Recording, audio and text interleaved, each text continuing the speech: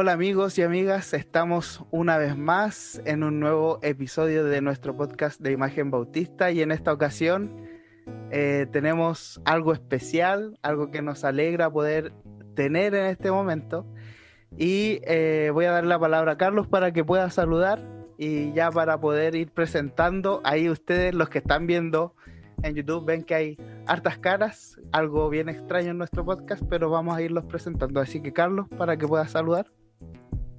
Hola, ¿cómo están? Bueno, sí, estamos muy contentos de todos estos hermanos que han tenido la amabilidad y la bendición de poder contar con su presencia, y esperamos que sea de beneficio para todos, y va a ser, yo creo, un podcast bien interesante con harta enjundia, como dicen por ahí.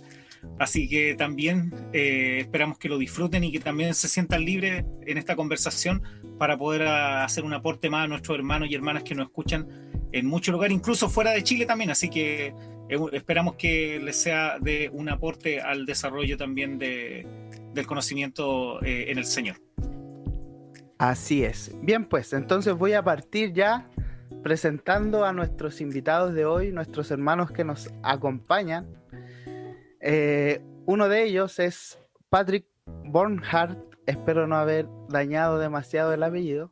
Él es penquista, esposo de Lorena y papá de Lucio. Su primera carrera es Ingeniería Civil Industrial, pero luego de trabajar unos años como ingeniero, decidió renunciar y dedicarse de lleno a la crianza de su hijo y al estudio de la teología. Está estudiando actualmente en la CTE, la Comunidad Teológica Evangélica de Chile.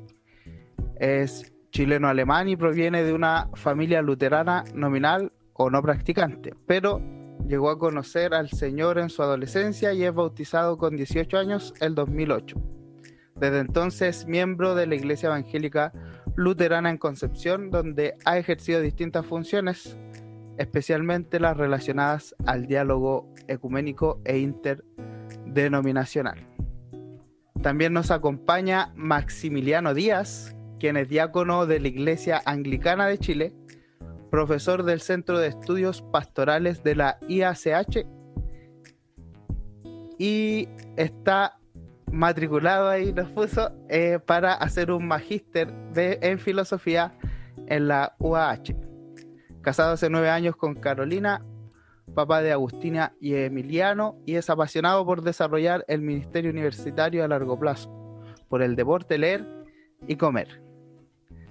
También nos acompaña Jonathan Muñoz, pastor de la Iglesia Presbiteriana de Chile, licenciado en Teología por el Seminario JMC de San Pablo en Brasil.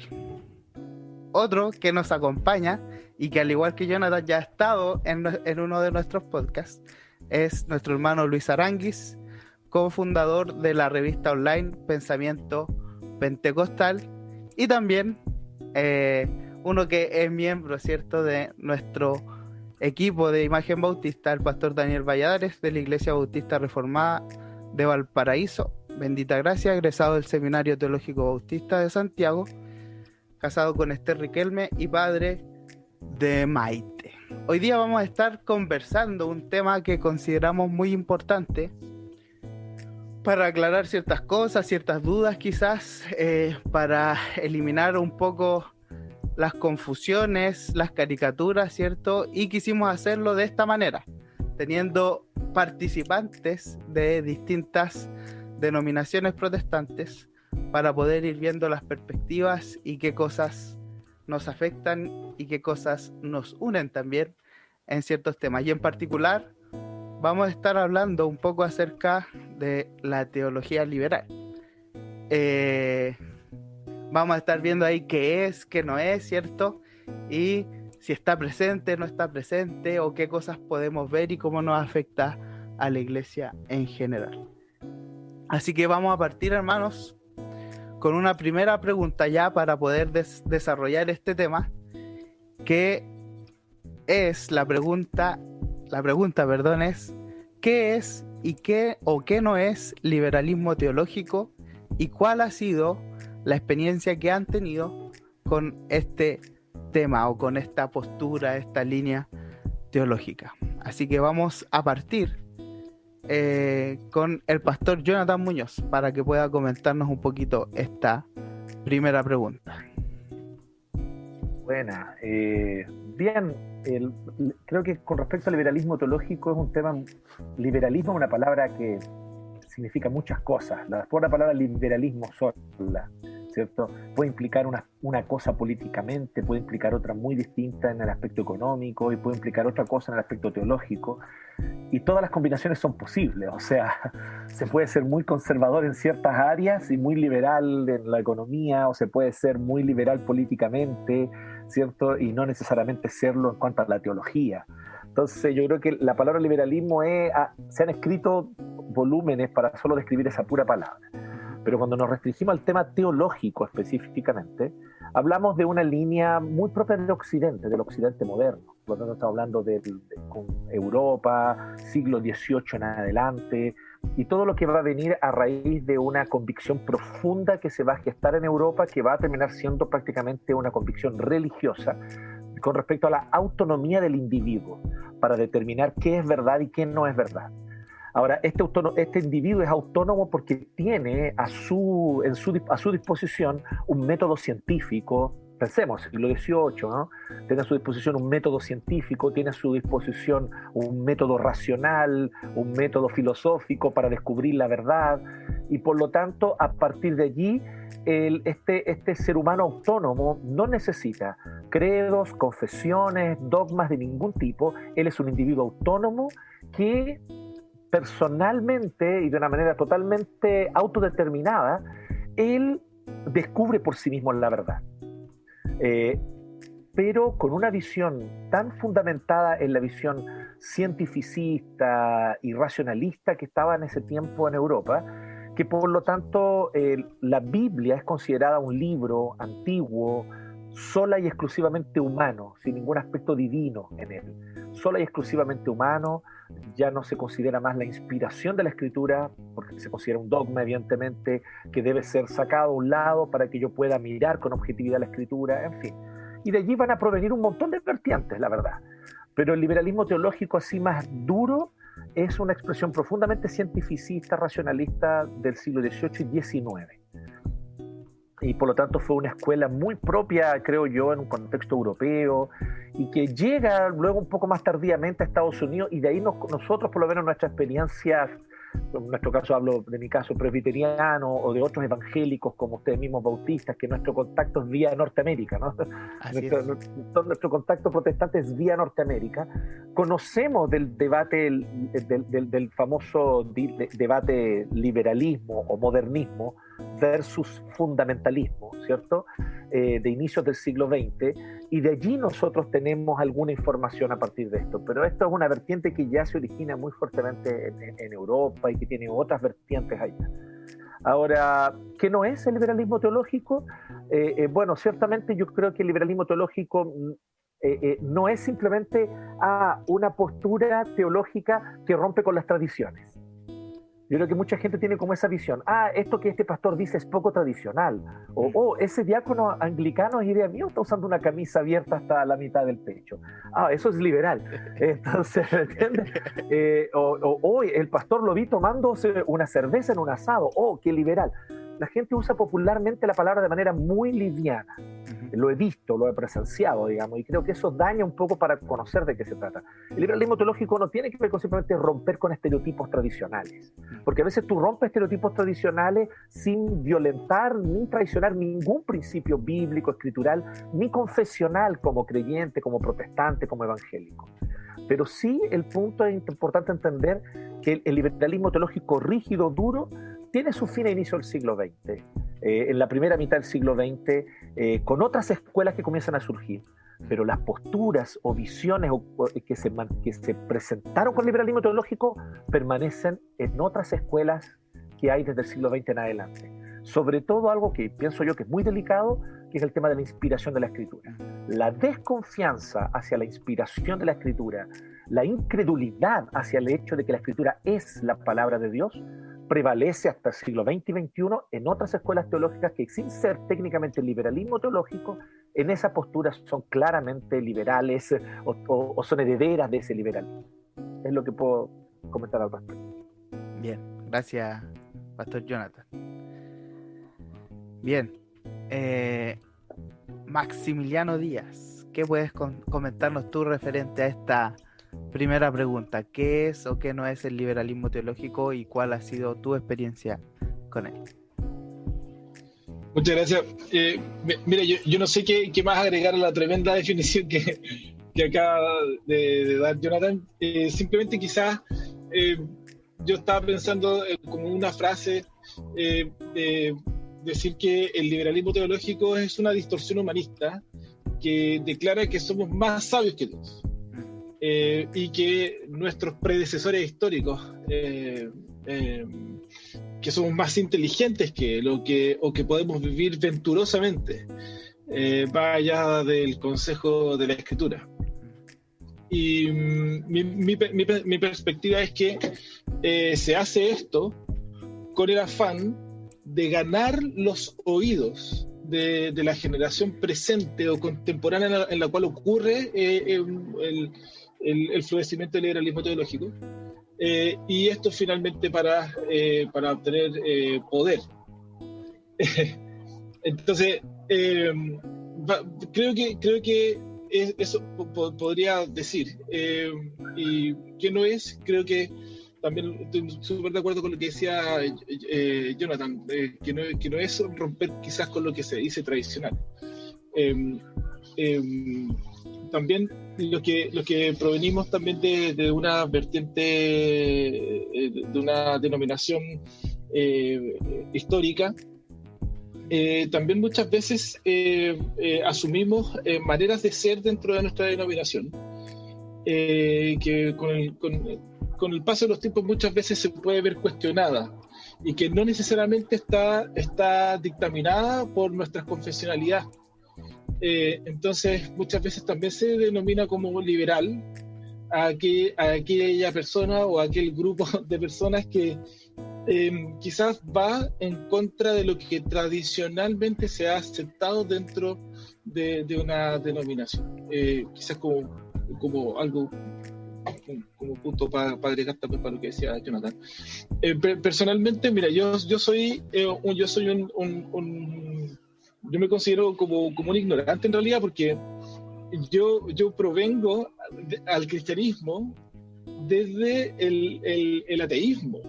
Yo llego a tener mi conversión en mi estudios en la universidad y llego a la iglesia anglicana.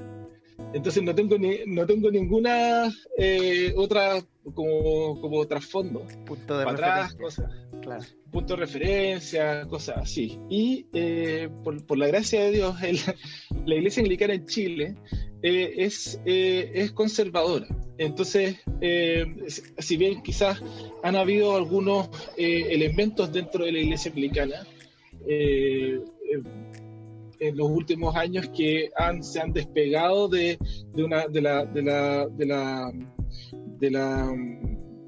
la confesionalidad histórica de la iglesia anglicana respecto a la suficiencia de la escritura, respecto a las doctrinas clave de la gracia, de la justificación por fe, de la depravación total, cosas así. Entonces, pero más que nada, ese ha sido mi contacto con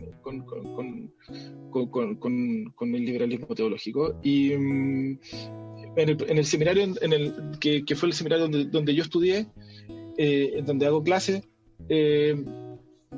también muchas veces se abre debate, pero en un contexto conservador, y no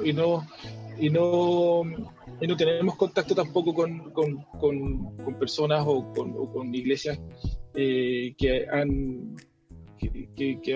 han abrazado el liberalismo teológico. Y siento que de alguna manera eso puede ser muy, muy beneficioso, porque da un aspecto de diálogo y de conversación y de crecimiento teológico muy, muy seguro quizás.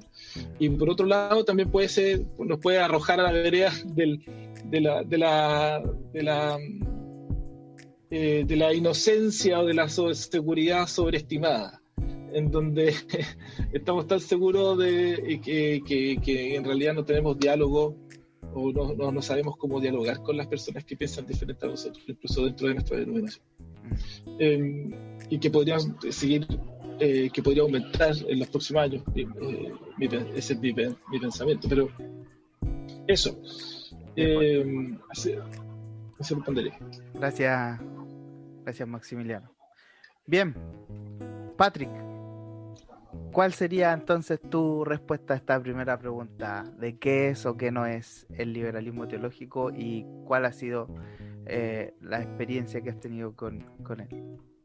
Bueno, parto hablando un poco de mi experiencia, de que hablo aquí con temor y temblor, porque hablar sobre el liberalismo es en gran parte hablar de mi iglesia, de mi madre iglesia, donde conocí al Señor y donde he recibido todo. Yo quiero honrar a mi iglesia, pero también para honrar a la iglesia y a los padres de la iglesia también hay que hablar del liberalismo, que yo siento que he visto que le ha hecho mucho mal a la iglesia. Tampoco soy un experto en liberalismo. Algunos son más como exactos en decir que la teología liberal es precisamente la teología de Ritschl y Harnack del siglo XIX y XX, que hablan siempre de forma racionalista y viendo a Jesús más como un maestro de moral y que abrazan un optimismo antropológico, ¿no? Con la moral que nos enseña el cristianismo podemos seguir desarrollándonos hasta que el desarrollo humano sea bueno para todo el mundo, etcétera. Un optimismo humanista.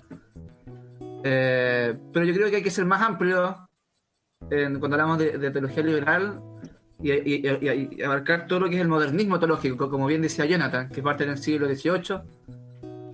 En Alemania partiría con Kant más fuertemente, después en el siglo XIX con Schleiermacher, y después fuertemente con Ritschl y Harnack.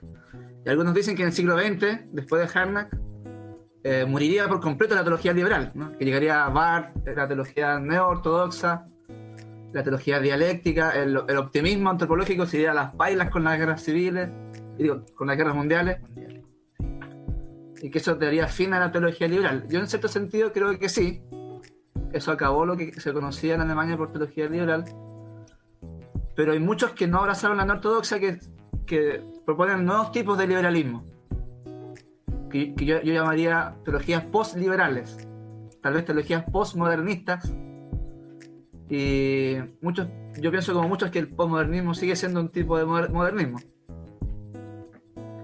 Ahí está, por ejemplo, Bultmann, que tanto ama, tanta gente lo relaciona con la teología liberal, otros defienden, dicen que no es liberal, etc. Para mí Bultmann es un post-liberal. En el fondo, siendo muy liberal en un principio, deja muchas cosas propias de la teología liberal y abraza más el existencialismo. Pero él sigue ligado muy fuertemente a una lectura crítica de la Biblia, como decía Max, niega completamente los milagros, sigue siendo muy individuocéntrico, ¿no? El modernismo es antropocéntrico e individuocéntrico. Y algo que me parece muy importante, Bultmann disocia History de Geschichte, que ambas se traducen al español como historia. Por el fondo es como la historia tal como fue y el relato, ¿no? Y por lo tanto también distingue entre la historia del mundo y la historia de la salvación. Para Bultmann da lo mismo que la historia de la salvación coincida o haya sido dentro de la historia del mundo. Y también disocia el Jesús histórico con el Cristo de la fe. Y por lo tanto para mí también necesariamente se disocia la iglesia visible de la iglesia invisible. Y todo esto para mí va en contra de una doctrina esencial del cristianismo, y es la encarnación. O sea, el Jesús de la historia, el Dios es el que actúa de forma encarnacional en la historia. Y hay un par de puntos que Bonhoeffer y Sasse critican al liberalismo en una confesión que se llama la Confesión de Betel. Y para mí, cualquier doctrina o movimiento que cae en esto sigue siendo de alguna forma liberal. Por ejemplo, respecto a las Sagradas Escrituras, que las Sagradas Escrituras es una unidad y tienen su unidad en la cruz y resurrección de Cristo Jesús, y que Cristo Jesús nos habla a través de toda la Biblia. que no debemos juzgar la Biblia, sino ella a nosotros. Que la Biblia es testimonio de la revelación en la historia y al mismo tiempo es palabra de Dios en sí misma. Que la iglesia solo puede hacer la voluntad de Dios en obediencia a la Biblia, que es su única fuente y norma de doctrina. Y también en esta confesión se condena separar palabras divinas y humanas dentro de la Biblia. Eso se sigue haciendo mucho hoy en día. La gente que, aún siendo heredera de la teología liberal, dicen que no son liberales, ¿no? Dicen, no, es que esta parte es palabra de Dios, esto es palabra humana, etc. Y muy asociado al pensamiento liberal es una eclesiología que nace del humano, de los individuos. O sea, la confesión de Bettel también condena que la iglesia sea una sociedad religiosa que surge de la asociación de individuos piadosos. En el fondo, se niega, el liberalismo niega de que la iglesia sea algo instituido por Dios, algo que está en los padres, algo que nos da a nosotros la vida, sino que primero el individuo encuentra la vida en Cristo y la suma de individuos es la iglesia que la puede asociar o disociar como quieran. Para mí todo eso, de una forma, en términos amplios de la palabra, es teología liberal. Sí. Excelente. Y que no es teología liberal, como muchos han dicho antes, coincido con lo que dijeron los demás, y que también creo que muchas veces la gente utiliza la palabra liberal para decir el que está un poco más a la izquierda que yo. No, el que está un poco más a la derecha que yo es conservador, y el que está un poco más a la izquierda que yo es liberal. También son formas muy vagas de usar la palabra. Genial, Patrick, muchas gracias. Vamos ya obteniendo ciertas luces respecto de qué es, qué no es, y también de cómo, si bien es cierto, ya Jonathan nos mencionaba que en estricto rigor la escuela teológica liberal terminó en un punto en la historia, pero vemos que hay presupuesto, que hay principios que surgieron allí y que se van transmitiendo, ¿cierto? Y que los podemos ver a nuestro alrededor en ciertos contextos. Luis, ¿cómo nos respondes tú a esta primera pregunta de qué es, qué no es y cuál ha sido tu experiencia con el liberalismo teológico? Bueno, hola a todos. De partida creo que con las 3 participaciones queda bastante poco que decir, ¿no? Pero como esta pregunta es más experiencial, igual tiene un componente un tanto más intelectual, pero de todas maneras el hecho de que yo provenga del mundo pentecostal ya me permite decir un par de cosas que son usualmente conocidas dentro, pero no tanto fuera del mundo pentecostal. Voy a hablar en particular del mundo pentecostal chileno, porque como ustedes saben, hay muchos avivamientos simultáneos en el mundo, no hay un solo pentecostalismo, y cada uno de esos movimientos ha tenido desarrollos teológicos diversos. Entonces voy a hablar de aquí en lo sucesivo, siempre desde el pentecostalismo chileno en particular. Dicho esto, en el mundo pentecostal hay una distinción muy típica que se da entre los legalistas y los liberales, ¿no? El legalista es el hermano que yo creo que más de alguno estará familiarizado con eso, el hermano muy estricto, para el cual lo estricto no quiere decir solamente una disciplina espiritual de oración o ayuno, etcétera, sino que tiene que ver con muchas cuestiones de costumbre, llámese falda, corbata y etcétera. Entonces, el juego estereotípico es el liberal versus el legalista, siendo el liberal el que dice no es necesario incorporar corbata a la iglesia porque Dios no te va a salvar ni te va a condenar por eso, lo mismo con la falda y etcétera. O sea, como se ve, es una cosa muy de costumbre. Entonces, cuando yo al menos mi experiencia dentro del mundo pentecostal, cuando empecé a escuchar la palabra liberal desde chico, siempre tenía que ver con eso, no la asociaba nunca con el tema teológico. Ya después con los años, las preguntas y qué sé yo, uno empieza a darse cuenta que tiene otros significados y no solamente teológicos, sino también políticos, económicos y en fin. Eso por una parte. Por otra, recuerdo que cuando empecé a indagar un poco más en esto, varios años atrás, unos 10 por lo menos, alguien por ahí me insinuó que los pentecostales eran liberales. Y eso me dejó atravesado. Dije, pero ¿cómo puede ser que los pentecostales sean liberales? Claro, porque lo que esta persona decía era una persona teológicamente muy ortodoxa, protestante, por supuesto. Decía que los pentecostales, al enfatizar el elemento subjetivo de la fe, estaban en el fondo entroncando con Schleiermacher, a quien mencionó Patrick, si no me equivoco, y al entroncar con Schleiermacher, teóricamente el pentecostalismo podía ser una forma de liberalismo bastante distinto del liberalismo tradicional, por supuesto, como se puede ver, porque en la práctica cree todo lo contrario, un liberal teológico, pero era una de las formas en las cuales se interpretaba. Entonces, cuando uno tiene estas dos definiciones de lo liberal, son meros ejemplos, pero ahí están, uno empieza a preguntarse, bueno, ¿cómo podemos llegar a una definición distinta? Y en particular, ahí ya di dos ejemplos de lo que no debería ser liberal, ¿no? Pero ¿cómo lo entiendo yo? Yo lo entiendo como un fenómeno tremendamente particular y muy exclusivo de un contexto muy específico en la historia de países muy específicos. ¿Y por qué hago todo este intento por tratar de ser enfático en que es algo muy específico? Porque detrás de la teología, al menos cuando uno los lee, ¿no? Hay una pretensión de universalidad muy importante detrás de esto. Es decir, aquí hemos encontrado la verdad. Hay un espíritu ilustrado muy poderoso que es el que está detrás finalmente de todo esto, y ese espíritu ilustrado, que uno lo puede encontrar en los valores universales de la ilustración, se traslada al mundo de la iglesia, y ahora aquí tenemos los nuevos valores universales que todos los cristianos deberían tener. Y es un fenómeno, insisto, tremendamente particular, en un contexto histórico y cultural muy preciso, y que, como alguien bien dijo ya por acá, tuvo una duración bastante limitada en la práctica, de un siglo, si se puede decir así. Recuerdo que cuando yo empecé a meterme en esto, descubrí a uno de estos tantos teólogos liberales que era David Strauss, probablemente por ahí lo puedan buscar después. Seguía más o menos los patrones habituales de lo que piensa un teólogo liberal, negando el dogma y en fin, todo lo que ya se ha dicho acá. Y David Strauss se refería a los pietistas, que es un movimiento que yo respeto mucho y sé que Patrick también, hablaba de ellos como nuestros ortodoxos, casi como con ternura, ¿no?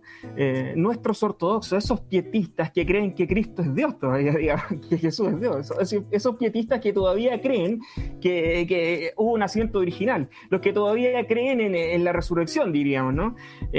Nuestros ortodoxos, bueno, hay que mirarlos como con ternura, ¿no? Claro, cuando uno lo mira desde ese punto de vista, dice, claro, tomemos distancia, ¿y qué es lo que hay aquí detrás realmente?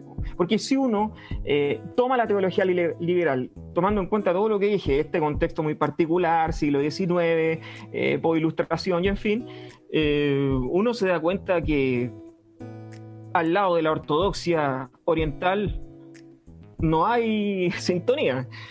Al lado del catolicismo romano no hay sintonía.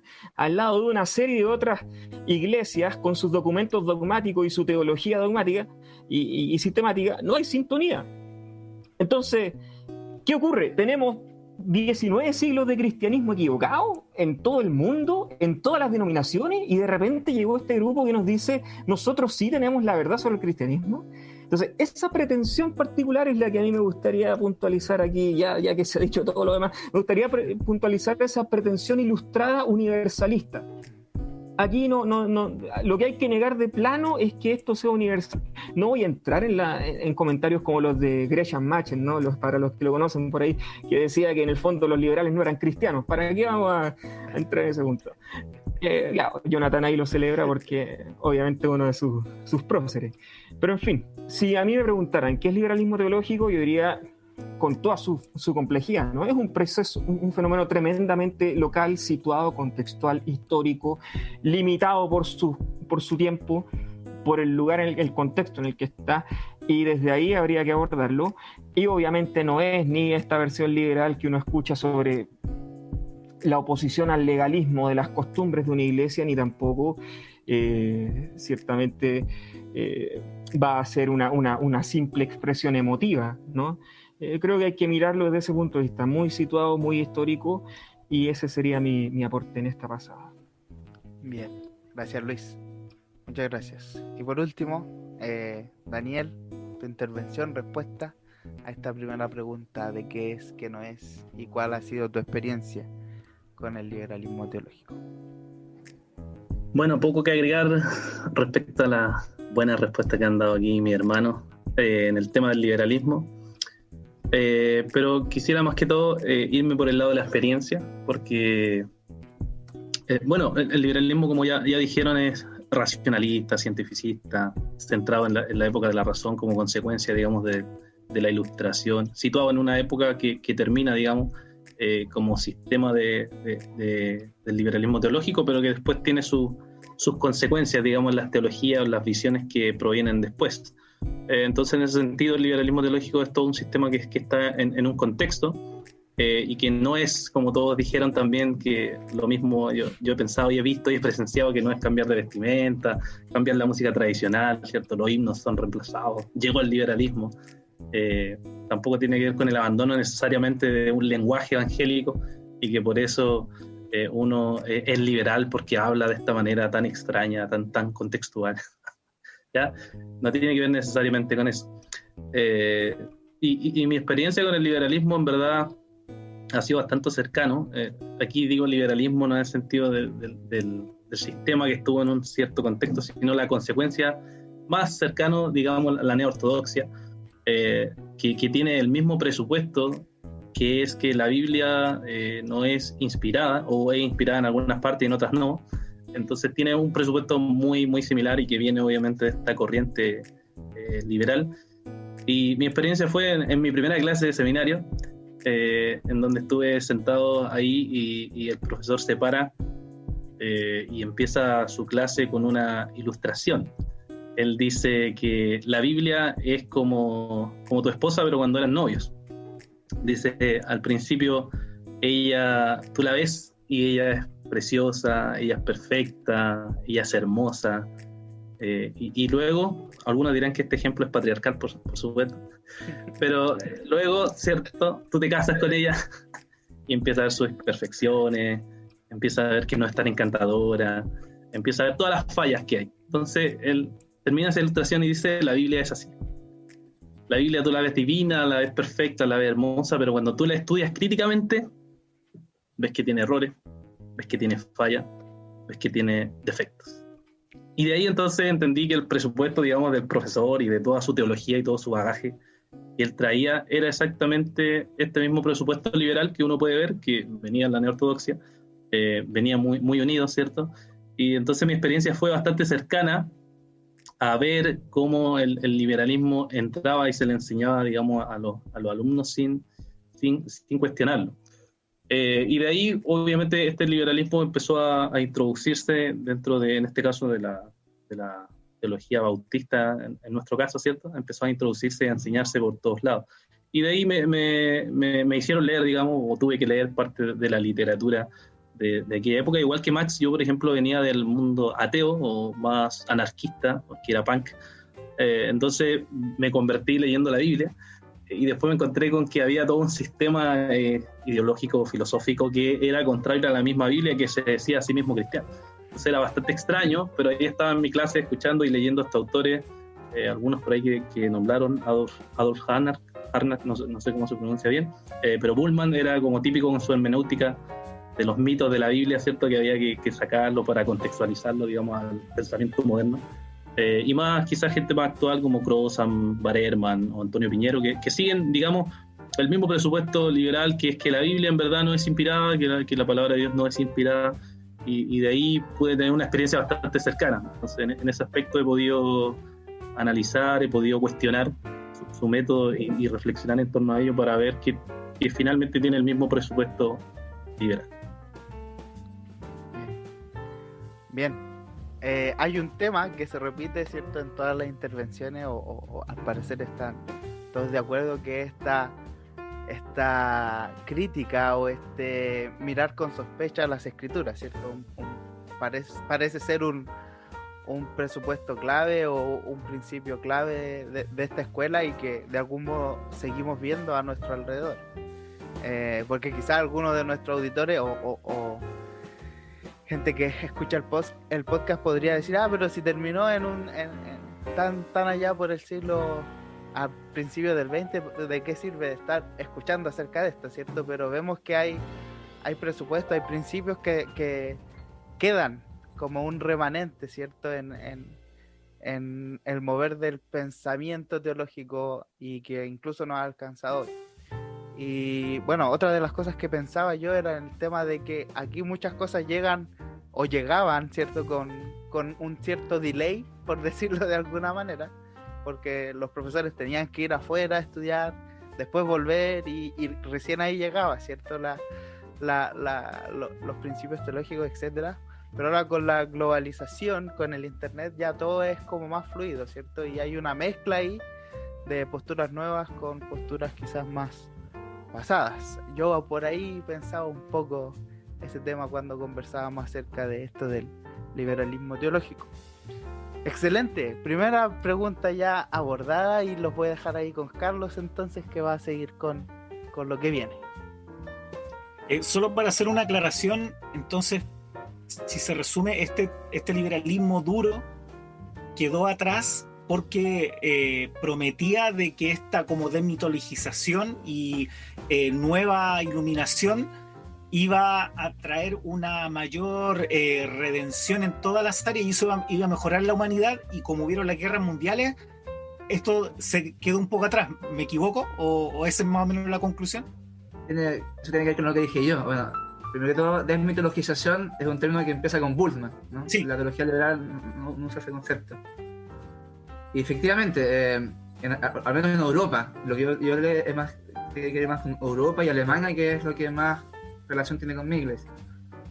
Efectivamente, todo el auge de la teología liberal fue abajo con las guerras mundiales, el presupuesto del optimismo se fue a piso. Surgieron nuevas teologías que criticaron con fuerza la teología liberal. Ahí se puede decir que murió la teología liberal clásica, o la teología liberal propiamente tal. Okay. Pero en Estados Unidos fue distinto, y por lo tanto en Latinoamérica fue distinto. Ahí tendría que estudiar más para sí, más a lo mejor un segundo. Tal vez, Carlos, tal vez una diferencia que es útil, por lo menos yo la he encontrado útil, que algunos amigos nuestros de Brasil la han hecho últimamente, no es reciente en todo caso, pero podemos hablar de un liberalismo estricto, que es el liberalismo teológico como escuela cientificista, positivista, fe en el progreso, en la ciencia, todo lo característico de la Europa del siglo XVIII hacia adelante, y que de alguna manera toda esa expectativa muere con las guerras mundiales. Pero tú tienes también el liberalismo lato, en un sentido lato del término, ya no estricto, en un sentido más amplio. Y en un sentido más amplio tú tienes muchas visiones liberales que perseveran, y que perseveran aún en la visión más pesimista del ser humano y del avance humano, como puede ser lo posmoderno, como puede ser lo existencial, lo existencialista, pero sigue allí, sin embargo, el fundamento, que es una fe centrada en el hombre. Una fe no está centrada en Dios, está centrada en el hombre y sus capacidades. Perfecto. Bueno, ahora como decía Franco, vamos a pasar a una segunda pregunta y vamos a seguir en el mismo orden. La pregunta es: ¿cómo ha sido la relación entre el liberalismo y tu denominación? Y si podrías decir si ha habido resultado o consecuencia. Vamos a partir también con el pastor Jonathan, por favor. Sí, súper. Mira, sí, evidentemente, el conflicto liberalismo, fundamentalismo de inicio del siglo XX en el contexto norteamericano, los protagonistas allí fueron fundamentalmente dos denominaciones, tal vez tres si sumamos los metodistas, pero fueron dos, presbiterianos y bautistas. O sea, allí estaban las principales expositores tanto de un lado como del otro en el contexto norteamericano de inicio del siglo XX. Y a nosotros nos afectó porque éramos un presbiterio perteneciente a la Iglesia Presbiteriana de Estados Unidos, lo que hoy se conoce como la PCUSA, ¿sí? Por así decirlo, el tronco principal. Y evidentemente eso tenía algunas implicaciones. O sea, cuando tú tienes aquí en Chile misioneros que son formados en los grandes centros donde el liberalismo teológico tuvo mucha resonancia, como fue Union específicamente. Union siempre fue más abierto desde un inicio como seminario. Princeton se retuvo mucho más por un buen tiempo, pero ya con el fallecimiento del gran paladín Benjamin Warfield, yo creo que ahí la puerta se abrió, él era el que mantenía la puerta allí cerrada a mucho de esto, el querido B.B. Warfield. Pero ya después tú tienes a John Gresham Machen, que mencionó Luis Arán. Y yo creo que John Gresham Machen llegó a una postura que yo quisiera aclarar con respecto a lo que dijo Luis. El punto no es tanto si los liberales son cristianos o no, es si el liberalismo, como estructura de pensamiento, es y puede ser llamado genuinamente cristiano. Y yo aquí adscribo 100% a la postura de John Gresham Machen. El liberalismo teológico no es cristianismo. Puede ser una filosofía humanista, inspirada a partir del cristianismo, como lo es otras filosofías que existen en otros ámbitos, como la ilustración, filosofías ilustradas, que también se inspiran en visiones cristianas, etc. Pero nunca se hacen llamar a sí mismas, nosotros somos una teología más entre la diversidad de teologías que puede haber en el cristianismo, estamos nosotros, porque ¿qué cristianismo hay en negar que Jesús es Dios? Que Él es el Hijo de Dios, que nació virginalmente, que cuando murió en la cruz, efectivamente su muerte pagó la deuda de aquellos pecadores que han creído en Él. Que efectivamente su muerte tiene el poder y la autoridad para liberarte de los pecados. ¿Qué cristianismo hay cuando tú niegas eso? Entonces yo aquí adscribo totalmente, Nietzsche tiene toda y absolutamente toda la razón. El liberalismo teológico como estructura de pensamiento no es más cristianismo. Salió del cristianismo, es un anticristo, en el decir de 1 Juan 2, salieron de nosotros, pero salieron para que quedaran evidencias que no eran de nosotros y nunca en realidad lo fueron. Es un pensamiento de anticristos, no un pensamiento de Cristo, no un pensamiento que se base en la realidad de Jesucristo como Señor de la historia, Señor de las naciones, Dios verdadero que se encarnó, que dio su vida por nuestros pecados y que además trae una nueva creación que pronto volverá también, ¿cierto?, a consumar. Y todo esto de manera absolutamente literal, ¿cachai? Entonces yo pienso eso, ¿sí? No sé cómo lo verán desde la perspectiva aquellos que son herederos más de una visión más desde Europa, no sé, Pato o Maximiliano, tal vez que sus iglesias beben más desde Europa, pero en mi visión más desde lo que es nuestra experiencia norteamericana para acá, yo creo que Machen ahí dijo lo que había que decir, con la claridad que había que decir. Entonces, ahora, nuestra experiencia aquí en Chile, puntualmente, querido Carlos, es muy chistosa. O sea, no sé si es chistosa, en realidad es tragicómica. Los misioneros de tendencia liberal no nos consideraron lo suficientemente aptos para recibir una teología como esa. Nunca lo dijeron, pero en la praxis es como, éramos unos indiecitos que no estaban listos para eso, ¿me entiendes? Éramos unos criollos, nos faltaba mucha formación jesuítica, tridentina, y no estábamos listos para algo tan elevado. Y gracias a Dios, fíjate que nos menospreciaron y no nos enseñaron ese veneno.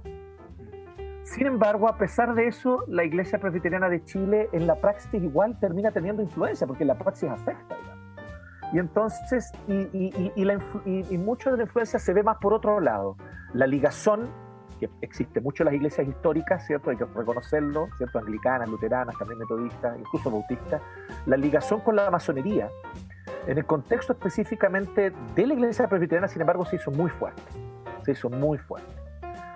Y la masonería es fundamentalmente una visión ilustrada, ¿no? Teísta, ilustración, egalité, fraternité, ¿cierto? Entonces, todas estas cosas estaban ahí, ¿cierto? Liberté, se me olvidaba la tercera. Entonces, todo esto queda allí y entonces la idea de que nosotros somos, de alguna forma, por ser protestantes, somos de un cristianismo superior al católico.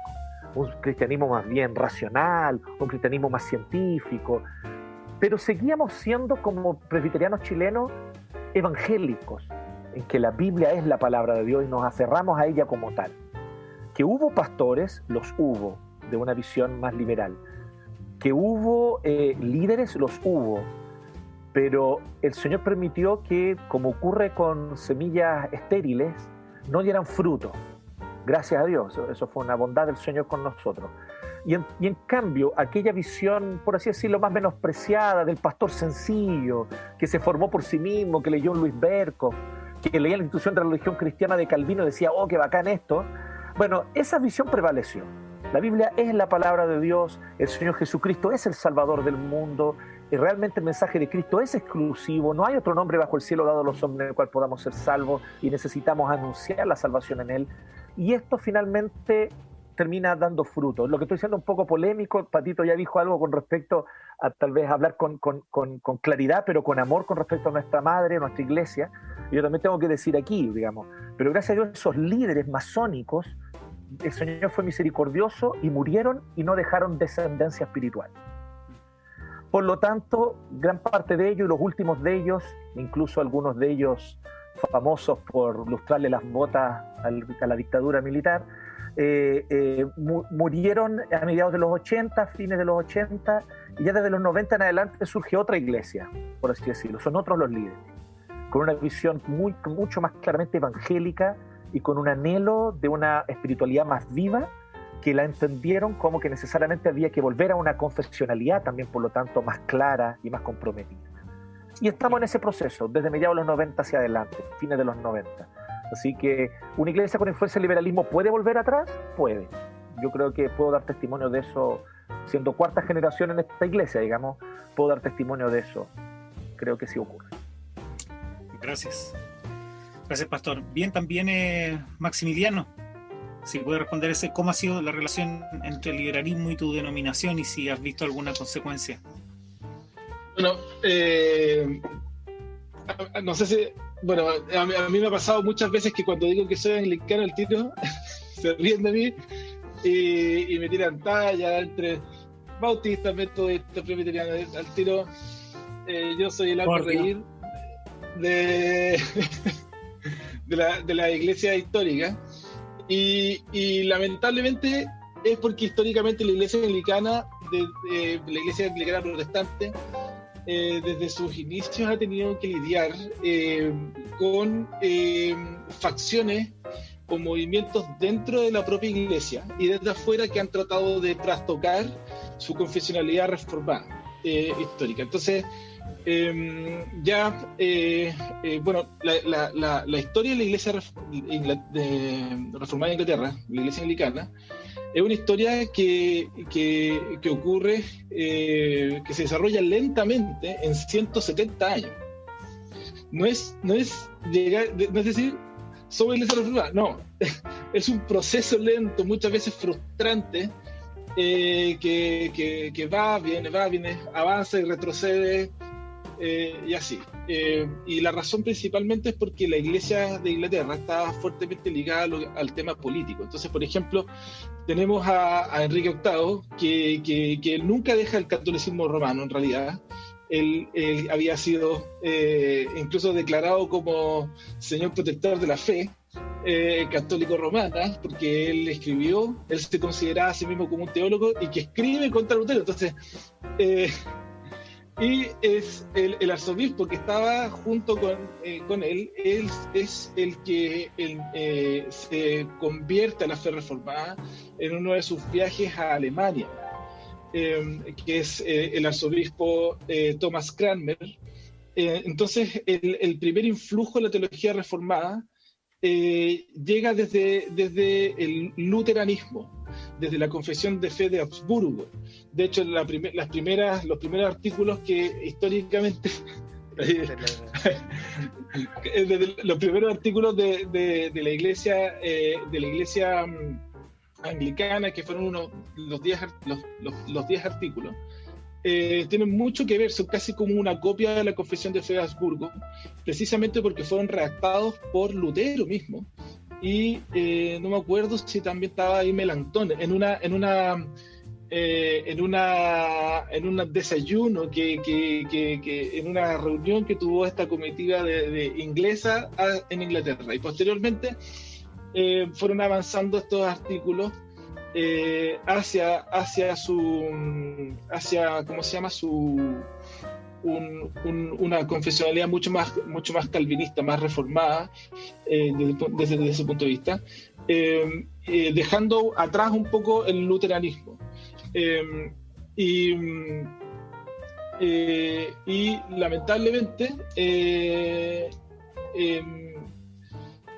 el rey que sucedió a Enrique VIII que era un niño, el rey niño, que el rey Jorge VI muere. Y lamentablemente Jorge VI era un niño que había sido criado en la fe reformada. Él no alcanza a dejar que los artículos de la fe confesional anglicana sean una ley en Inglaterra. Y de ahí lamentablemente viene María Sangrienta, que le dicen así, no porque sea María la angelical, ¿cierto? Porque se dedicó básicamente a matar a cuanta persona reformada que confesaba su fe reformada en oposición al catolicismo romano había en Inglaterra. Y ahí murieron muchos. Y de ahí viene Isabel, y en el periodo isabelino es el periodo donde ocurre un avivamiento en realidad. En ese periodo en donde ahí se establecen los 39 artículos de la fe como ley. Para Inglaterra, ahí incluso se leía The Decades de Bullinger, se leía la Institución de Calvino, ya había sido traducida al inglés y tenía una de las mejores era la mejor traducción al inglés, y incluso existían obispos y líderes de la iglesia anglicana que obligaban a sus pastores a adscribir a la Institución de Calvino e incluso a llevar diarios de oración junto con las Decades de Bullinger, y desarrollar como devocionales, diarios de oración, devocionales, y a entregar esas libretas a sus líderes para que fuesen revisadas. Y si no eran aceptables, los gallos los mandaban para afuera. Entonces, y así fue. Lamentablemente, ¿por qué cuento todo esto? Porque la iglesia anglicana, desde su confesionalidad, desde sus documentos confesionales, que son el libro de oración común, el ordinal, que es un documento que enmarca cuál es el carácter de aquellos que vayan a ser ordenados al ministerio, y los 39 artículos de la fe son profundamente reformados calvinistas. Lamentablemente, posterior al periodo isabelino, hubo una en el periodo que se llama como de la restauración de la monarquía. Ahí hubo una persecución contra los llamados puritanos, y se los expulsó de Inglaterra, lamentablemente. Y esto iba de la mano con una fuerte corriente desde el catolicismo romano, con un obispo que se llamaba William Laud. Y William Laud hizo el siguiente movimiento. William Laud no negó los 39 artículos de los documentos confesionales. ¿Qué fue lo que hizo William Laud en el siglo XVIII? Los reinterpretó. Y les dio una significancia católico-romana. Entonces, nosotros, como iglesia anglicana históricamente, sufrimos esta especie de subjetivismo antropocéntrico, y esta reinterpretación de lo que es nuestra denominación y nuestros documentos confesionales a partir desde ahí. Con un fuerte impulso desde la Iglesia Católica Romana Continental, metiéndose al interior de la Iglesia Anglicana, echando a los puritanos, y con mucho dinero y con mucho poder, y finalmente afectando actualmente a la Iglesia Anglicana hoy en día. Hoy en día la Iglesia Anglicana se le denomina que es... Escucha, y acá... se le denomina que es como el gran paraguas anglicano, en donde hay desde liberales hasta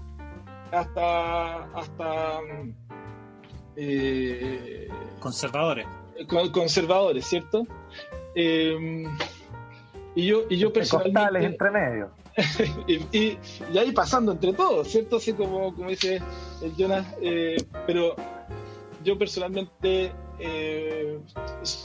soy más tajante en esto, y como Gretchen Machen, como diría Jonathan, o sea, sí, ¿qué hay de cristianismo en una confesionalidad que dice que Cristo en realidad, y que la palabra de Dios no es nuestra simiente, no es nuestra fuente de fe, de doctrina, de acción, y para toda nuestra vida y para nuestra relación con Dios eternamente? Entonces,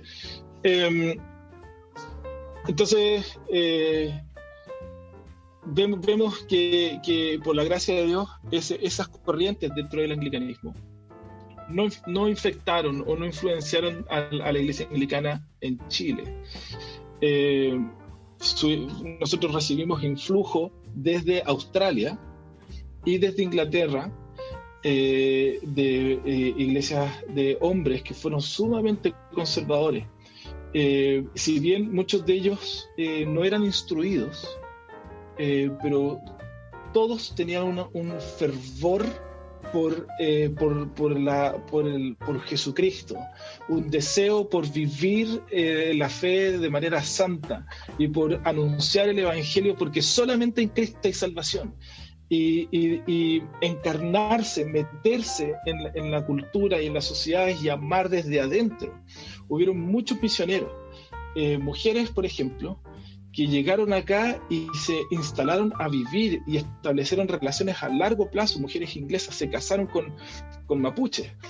Y desde ahí, desde el relacionamiento a largo plazo, empezaron a enseñar el Evangelio en dependencia del poder de Dios, Espíritu Santo, y anunciando con gran poder, dando sus vidas en ello. O sea, hay Allen Gardiner, que fue el primer mártir anglicano, que fue tomado prisionero junto con toda su tripulación y abandonado en una isla para que muriera de hambre.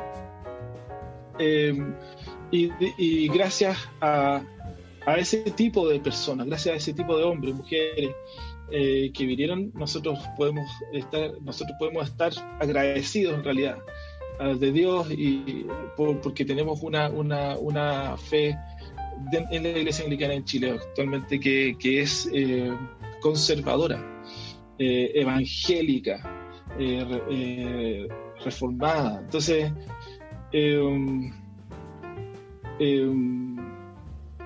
creo que mayoritariamente la Iglesia Anglicana en Chile también ha sido muy influenciada por el metodismo pentecostal actualmente, y eso ha generado quizás un desapego emocional o afectivo, por así decirlo, de los documentos confesionales y de la Iglesia Anglicana, y eso puede provocar, tiene el peligro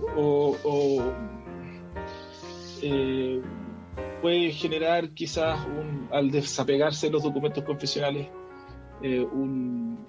que son fuente de doctrina, porque es Biblia, ¿cierto? Sistematizada y entregada para que la gente la llegue a conocer, llegue a su corazón. Entonces eso podría ser en el futuro un peligro para el nacimiento de un liberalismo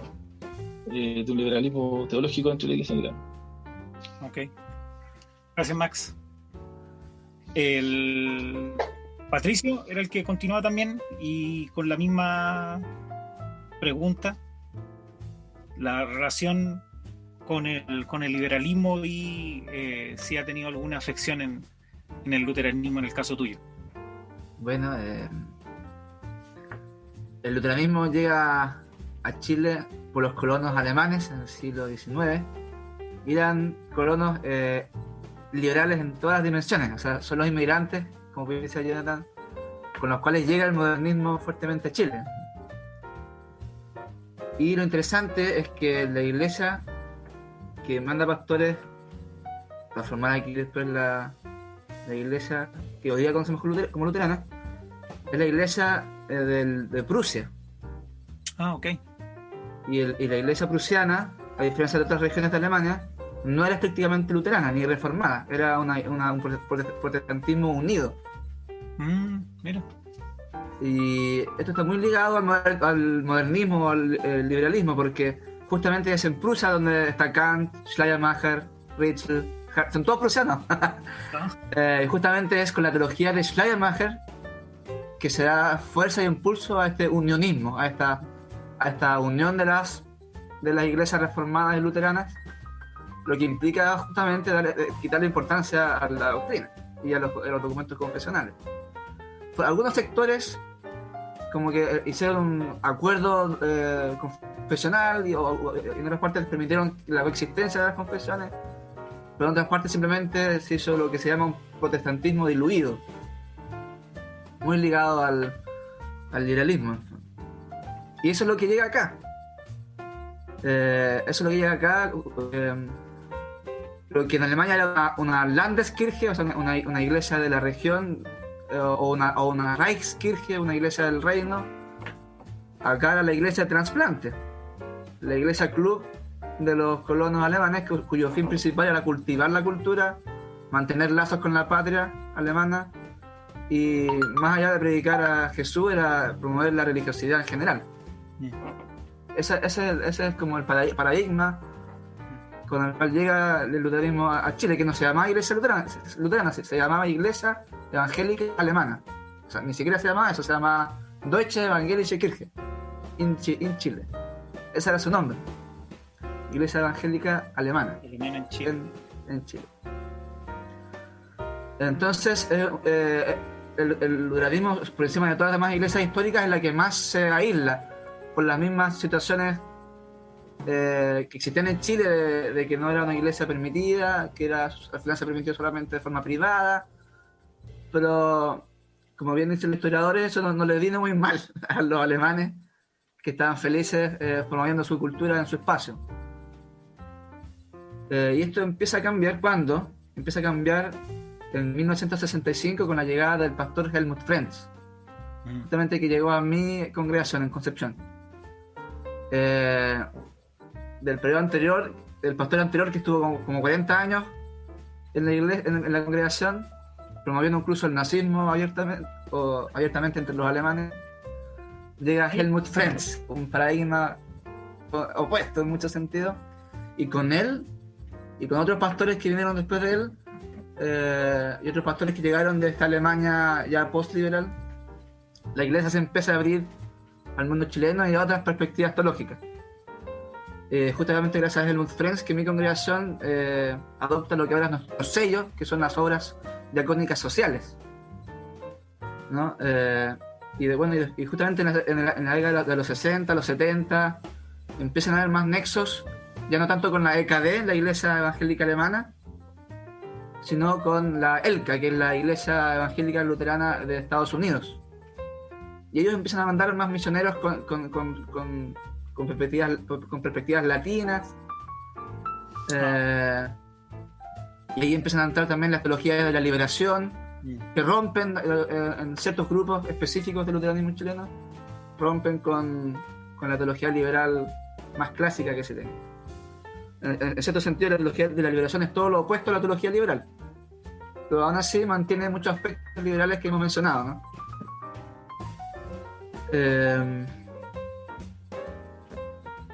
Eso sería... ¿qué decía yo? ¿Cómo se ha tratado el liberalismo? Se ha tratado en gran parte con pluralidad. O sea, en un sector de la iglesia primó lo que se llaman las teologías postmodernas o teologías de la liberación. Y otro grupo importante de la iglesia, que era el más afectado a la iglesia alemana, se separó a causa del conflicto militar, ¿no? De la dictadura, la postura ante la dictadura.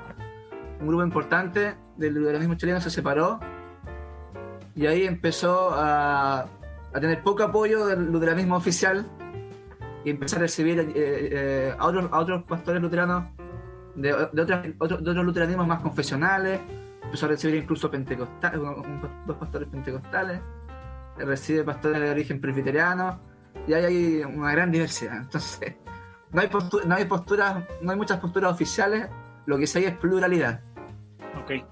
Así es como se ha enfrentado al liberalismo y a otras posturas nuevas que han llegado en la pluralidad. Pero ¿qué pasa con los pastores y congregaciones más liberales? Sucede que viven una especie de aislamiento con respecto al resto del mundo de la cristiana. O sea, dicen, ¿sabes que estos son muy conservadores? Como decía Jonathan, no van a entender mi gran teología y voy a ir y van a juzgar de liberal. Se hace cierto aislamiento. Lo que antes era un aislamiento por cultura o por raza, ahora es un aislamiento por teología. Por teologías muy particulares que no calzan con el resto de las iglesias. Mira. Gracias, Patricio. Y nuestro hermano Luis también, si tu denominación ha tenido dentro del pentecostalismo también, y cuáles han sido los resultados.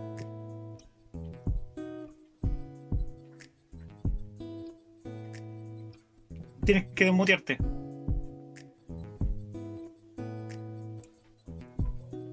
Ahí sí. En el pentecostalismo global hay de todo. Uno hoy día puede encontrar teólogos que hacen teología, claro, como dice Patrick, de la gama postmoderna, más conservadora, y en fin, tenemos de todo. Pero ¿qué pasa con Chile? Hay un cierto prejuicio extendido que se ha ido diluyendo con los años, pero que sigue presente, que es el hecho de que el pentecostalismo aparentemente no tiene teología. La verdad es que sí tiene, aunque no sea, uno podría decir, disciplinaria, en Chile en particular, pero sí hay una cierta forma de conseguir a Dios, digámoslo en términos muy generales. Pero como digo, o sea, el tema propiamente del estudio teológico está muy en una fase inicial acá en Chile. Recién hace unos 10 años empezaron a aparecer los primeros seminarios de iglesias, porque el IBN, el Instituto Bíblico Nacional, surge como una apuesta pentecostal, pero todos sabemos que el fundador no venía del pentecostalismo propiamente chileno. Entonces, desde dentro es algo que lleva relativamente poco, uno podría decir, y no ha habido una producción teológica que ponga en discusión ciertos aspectos y en fin. Pero sí hay una teología de matriz, y a esto es a lo que quiero referirme. O sea, lo primero es desmontar el mito de que el pentecostalismo tiene teología, y la apuesta que yo hago derechamente es que el pentecostalismo no solamente tiene, sino que su matriz teológica es ortodoxa.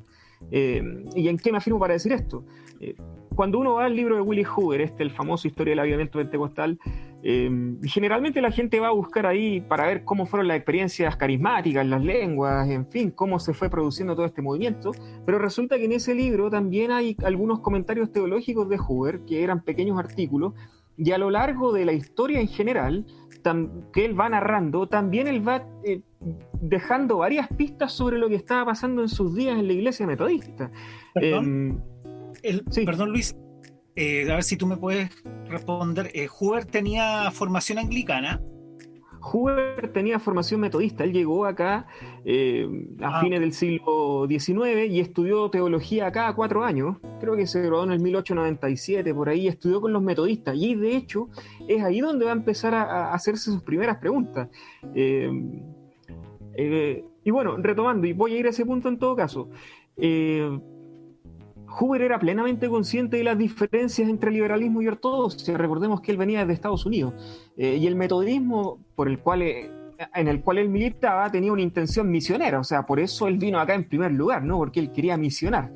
Entonces, esta tensión entre liberalismo y ortodoxia él la tenía muy clara. Cuando uno va al libro Historia del Avivamiento Pentecostal, se va a encontrar en varias ocasiones con que él menciona esta diferencia y ataca abiertamente al modernismo, como lo llama él, y a la alta crítica. Y lo dice así textualmente. Lo que pasa es que no está sistematizado, entonces si uno no lee el libro con atención lo pasa por alto, pero está ahí. Y tal es así que me gustaría leerles una sola cita para que tengan nota de cómo él veía las cosas. Hoover dice: solo hace poco que en mí la palabra de Dios está hallando su libertad de las ataduras a las que estaba sujeta, debido a las sombras que las interpretaciones modernas acechaban.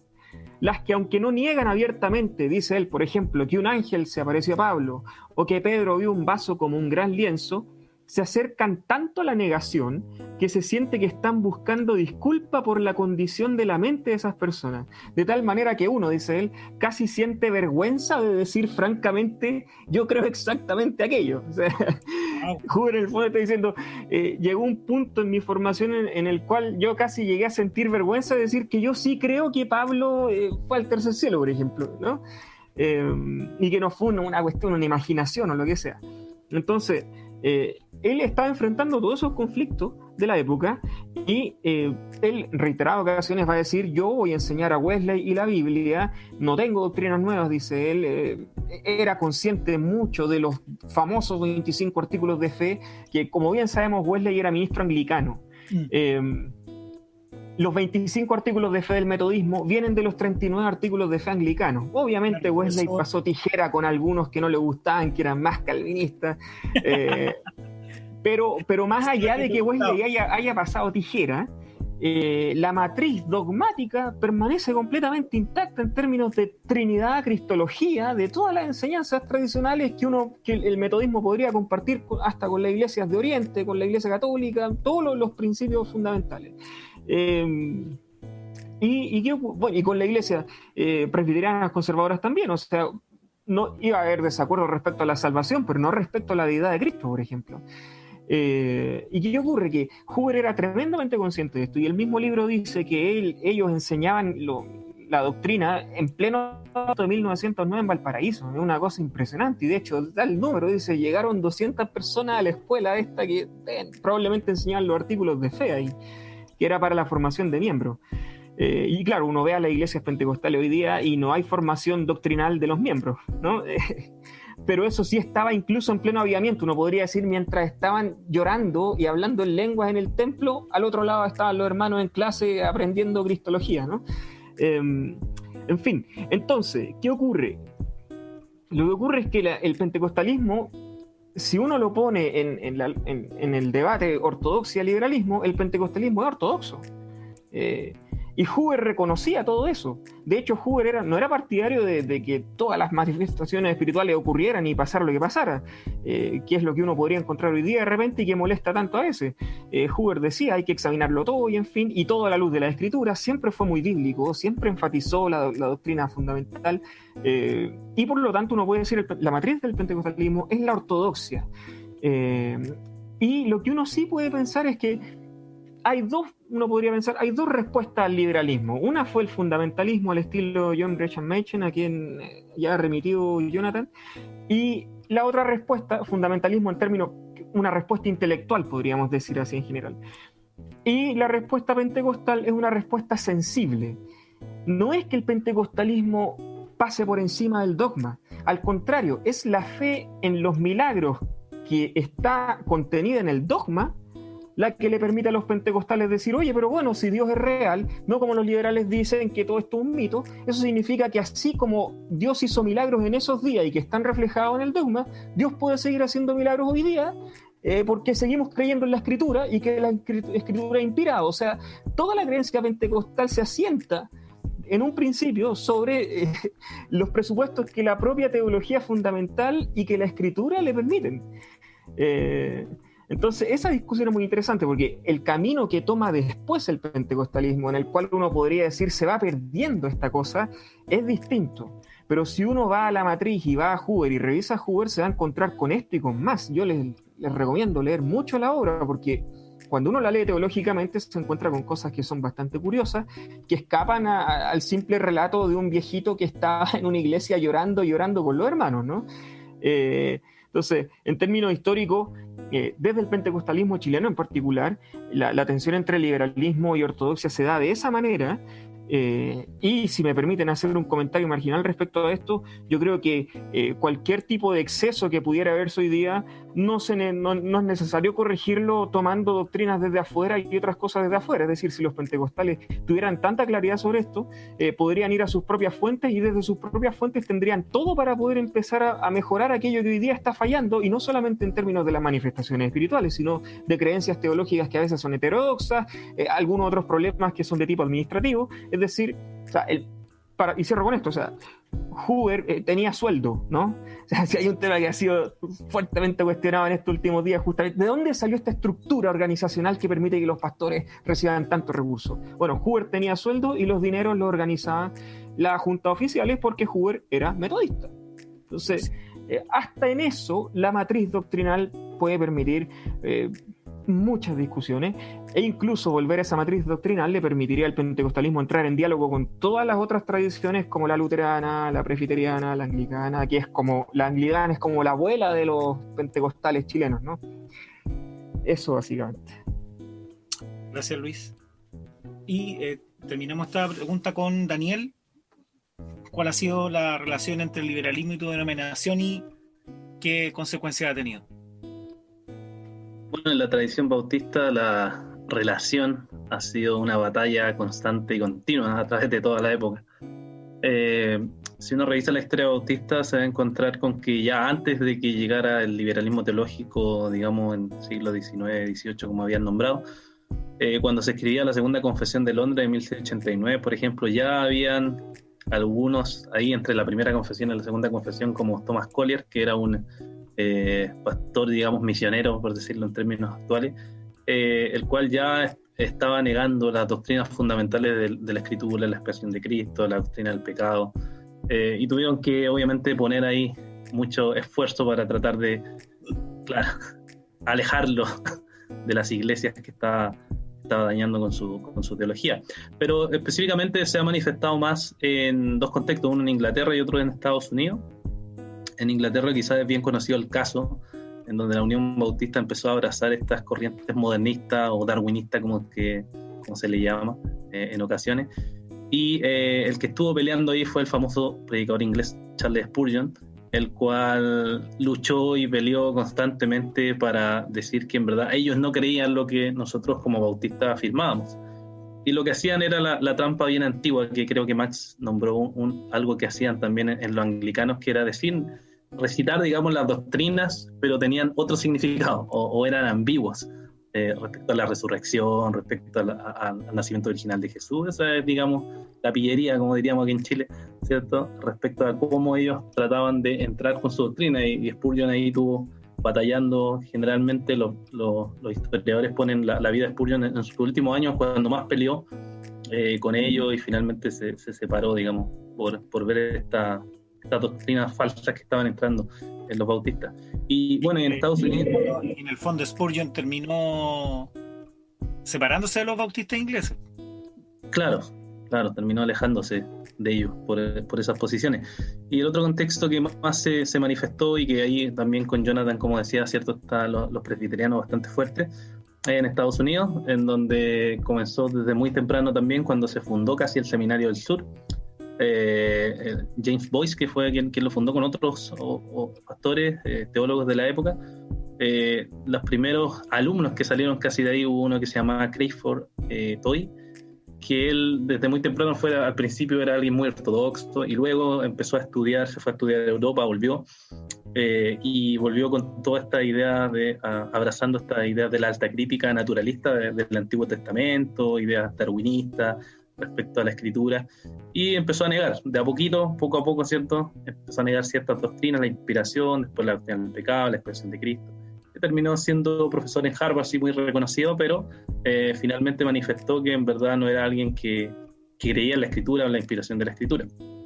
Y después, años después, que el seminario igual se mantuvo bastante estable hasta cuando nuevamente se empezaron a manifestar ideas progresistas o ideas modernistas en los profesores, y todo el seminario del sur, casi muchas iglesias bautistas sufrieron este embate del liberalismo o de las visiones liberales, donde la palabra de Dios no es inspirada.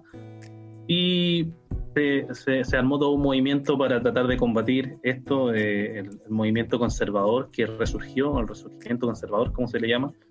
El Señor levantó a través de varios pastores reconocidos, entre esos Adrian Rogers, ¿cierto?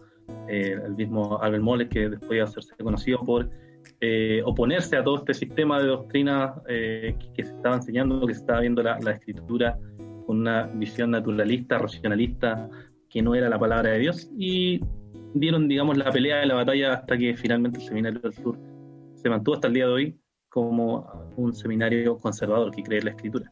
Y bueno, acá en Chile, Chile pasó un poco lo que Jonathan igual decía. A nosotros, o por lo menos las generaciones pasadas de bautistas, se les escondía los libros de teología liberal, incluso en la biblioteca donde yo estuve del seminario.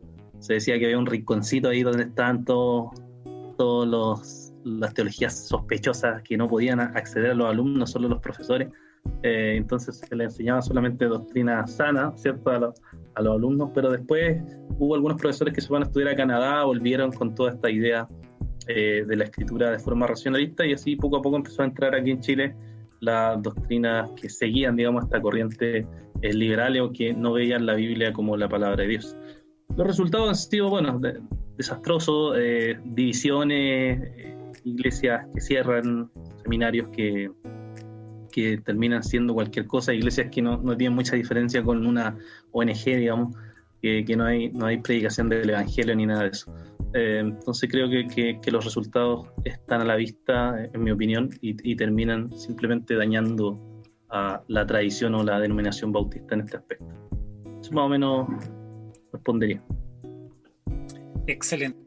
Ya después de todas estas conversación tan amena, vamos a concluir con una última pregunta. ¿Qué le dirías a una persona que está enfrentándose al liberalismo, quizás en su congregación, en su lectura, quizás?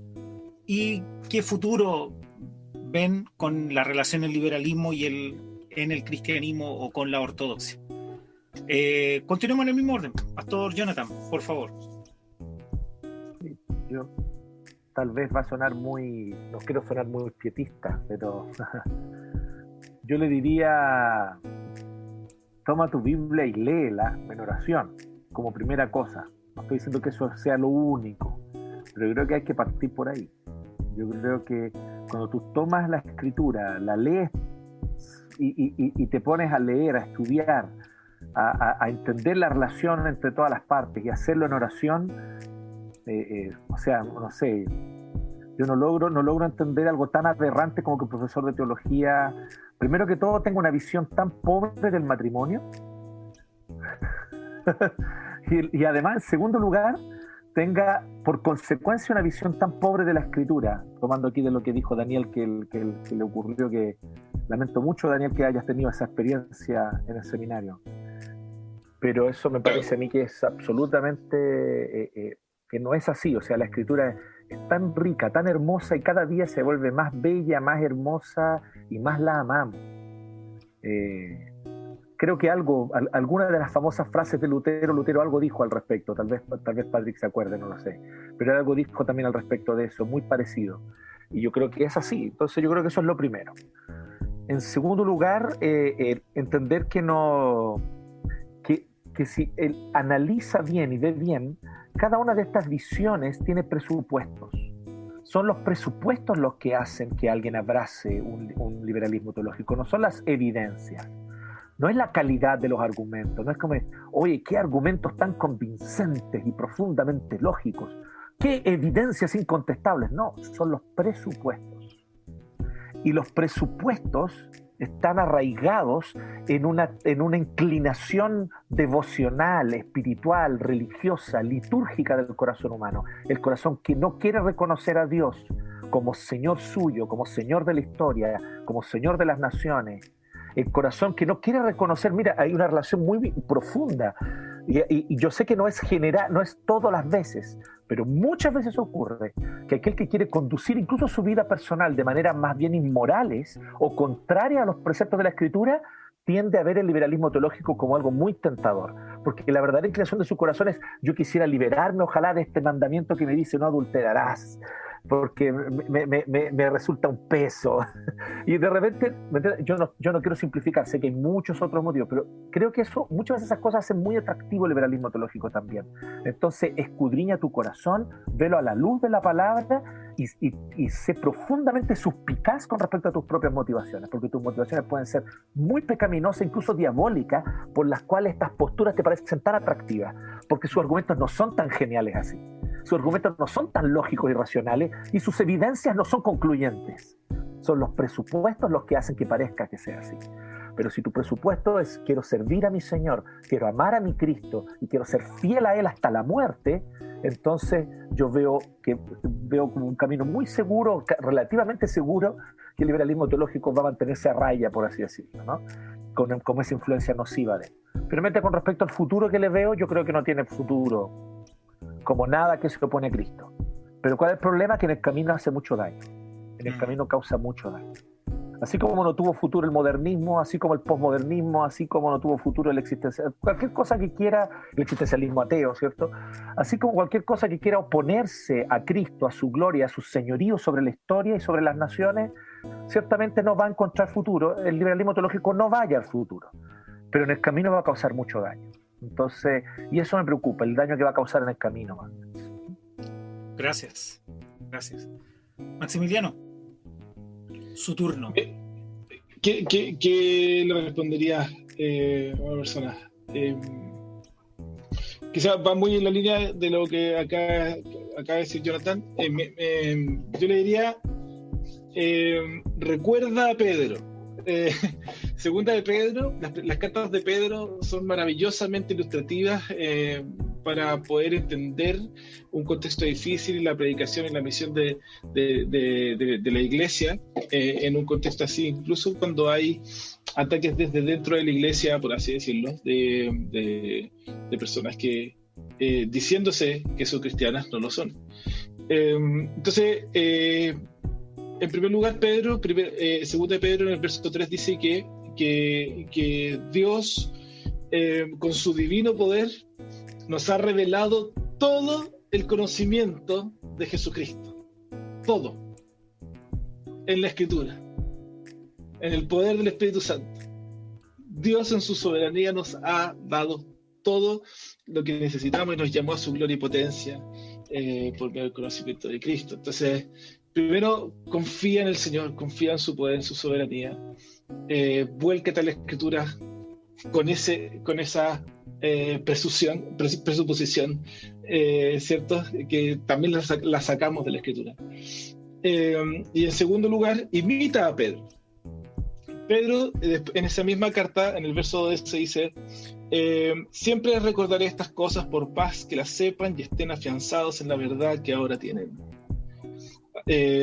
Y va a refrescar la memoria, y les voy a recordar, no nos cansemos de seguir anunciando el Evangelio, no nos cansemos de seguir preparando y entrenando a la siguiente generación de personas, hombres y mujeres, para que anuncien el Evangelio de la palabra de Dios, que es como para que seamos como niños, que recién alimentados de esta maravillosa palabra, que es como esta leche de la maternal, ¿cierto?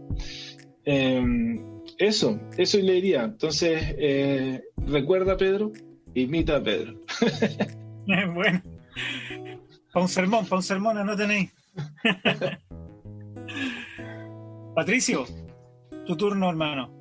Sí, muy bien. Bueno, mi principal consejo, del cual pueden hacer múltiples cosas, es: ama a tu enemigo. Eso es lo que nos dice Jesús en el Sermón del Monte, con parábolas y con sus obras, y lo que los apóstoles también nos enseñan, nos recuerdan: ama a tu enemigo. Si tienes un problema con un liberal o un pastor liberal te está complicando la vida, ámalo primero. Llamándolo vas a poder orar por él, llamándolo vas a poder predicarle tal vez si es posible, y si Dios actúa puede pasar algo. Si no es Dios el que actúa, no pasa nada.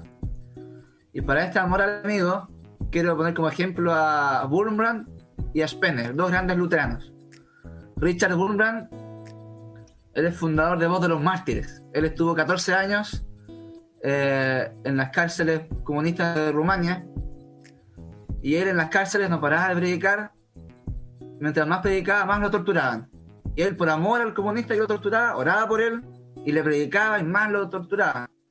Incluso tal es su amor a sus torturadores que cuando salió libre siguió predicando y lo volvieron a encerrar.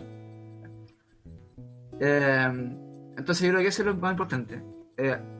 No pelear con el otro porque lo odies. Pelear con él si es necesario porque lo amas. Y otro, el fundador del pietismo, Felipe Jacobo Spener. Él criticaba la forma en que los doctos y pastores y teólogos discutían entre ellos y buscaban solamente despedazar al otro argumentativamente. Él decía, oye, por más que argumentes, tu argumento no va a transformar al otro. Tu argumento no va a poder hacer que tú permanezcas en tu fe. Lo que realmente impacta es el amor. Y mostremos más amor en nuestros debates. Y el amor es el que va a convertir a los inconversos, no nuestros argumentos. Así que eso es lo más importante, el amor. Y muy importante, 1 Corintios 7, que es algo que yo tomo muy a pecho. En 1 Corintios 7, Pablo habla sobre divorciarse de tu pareja infiel, de mantenerte o no mantenerte como esclavo de un amo infiel, etc. ¿Y qué es lo que dice? Dice, cada uno, hermanos, en el estado en que fue llamado, así permanezca para con Dios. Yo, cuando era más joven, más de una vez pensé en irme de mi iglesia, porque era muy poco comunitaria, porque era muy liberal. Y justamente leyendo a Bonhoeffer entendí que uno tiene que amar la comunidad en la que uno está, que uno, especialmente si es la comunidad en la que uno conoció al Señor y que te ha dado todo lo que espiritualmente tienes.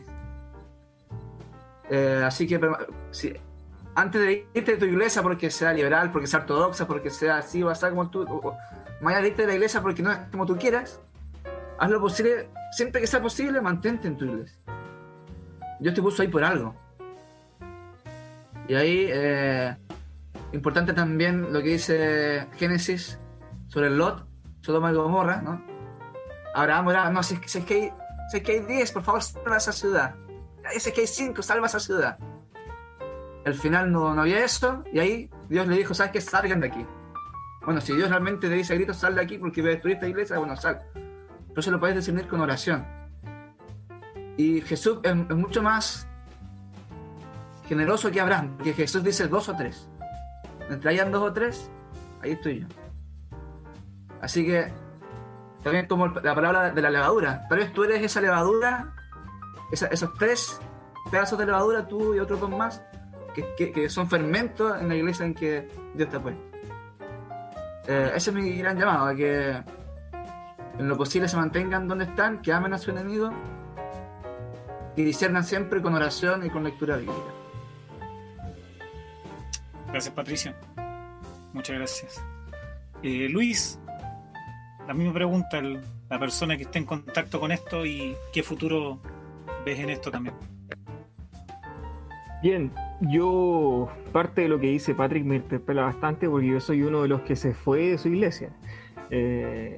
Después volví, pero estuve, de hecho a Patrick lo conocí justamente cuando estuve fuera de mi iglesia y fue un trayecto bastante ajetreado, diría hoy día, y pasé por la teología liberal, podría decir así, en alguna medida, más por algunas variantes, pero sí.